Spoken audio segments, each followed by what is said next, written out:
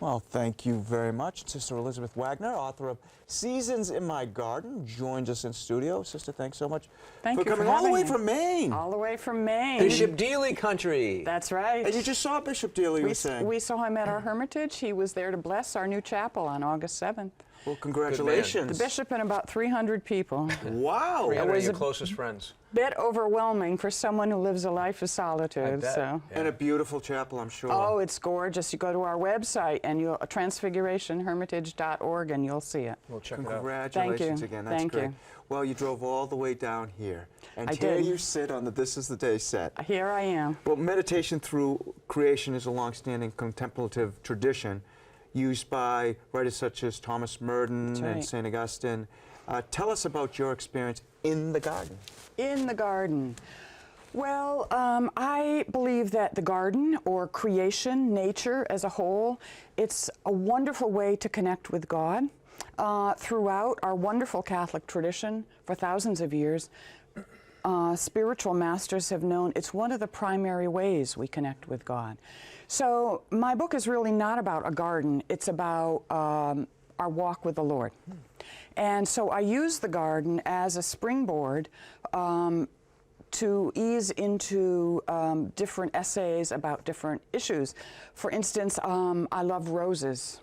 And in August or July, we get attacked by Japanese beetles. Oh, yeah. How I hate them.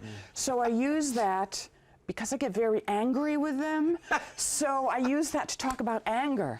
And I call on a very early spiritual writer, John Cashin, who has a lot to say about anger. Oh, boy. So you're originally from Connecticut, but Right. you live in Maine. Correct. You practice the contemplative way of life in Maine. Correct. Beautiful state, the way life should be, the coast, the mountains, you know, very rural.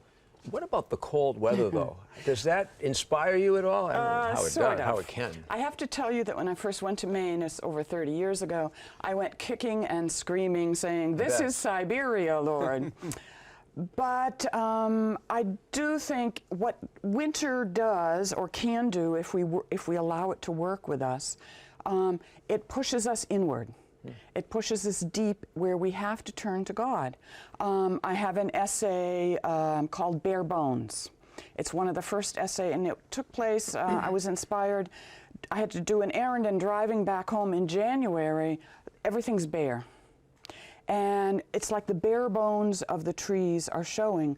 Well, contemplative life, especially a life of solitude, it's a bare bones kind of life. It's a stripped down life.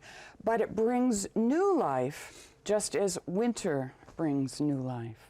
Interesting. Well, we promise not to show any pictures of Japanese beetles, by the way. Thank you so much. Yes, because ladybugs instead. Okay, we will give you, yes. I don't like them either, by the way. Oh, good, thank you. Now, I'm a walker. Okay. And everyone here knows I'm a big walker. I will walk mile after mile after mile, and I go through the woods a lot.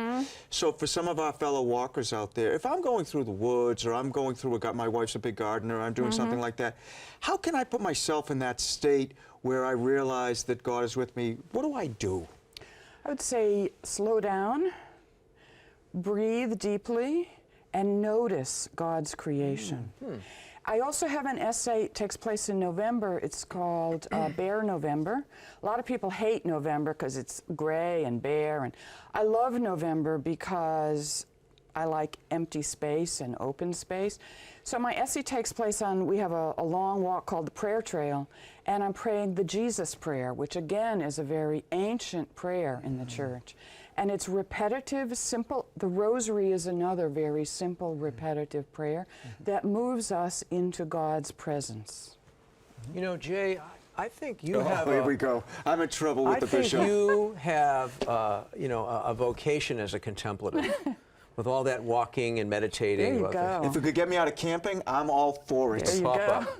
Sister, I have to ask you, what caused you to put together this series of meditations? I mean, obviously you have a desire to share something from deep within you. Well, I didn't sort of decide to do it, but I have been writing. I give retreats and workshops, and I used to write occasionally for a now long gone Catholic paper in Maine called Church World, a very well-known paper at the time. And so then a couple of women in the parish and I got together to do a writers group. And I said, well, what shall I write about? And they said, write about the garden. There you are. And so gradually it just happened. Yeah. Until a book was there. Until a book was there. Well, where can people learn more about the book, get a copy of the book, sister?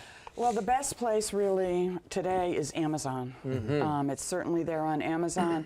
I also want to encourage people to support your local bookstores. Go to your bookstore and order it. If they don't have it, they might not, but they'll certainly order it for you. You can also go to our website, transfigurationhermitage.org. We have an online shop, and you can order it there. Nice. And see the chapel and see that And beautiful. see the chapel. Secrets in my garden. Wait till I tell Seasons. Bishop Daly we Did I met. say seasons? Seasons in my garden. Wait till I tell Bishop Daly we All met right. you. Can't wait to Good. tell him. Sister, thank you so much. Thank you. It was Thank you for wonderful. having It was me. great. Thank you. It was great. Kevin.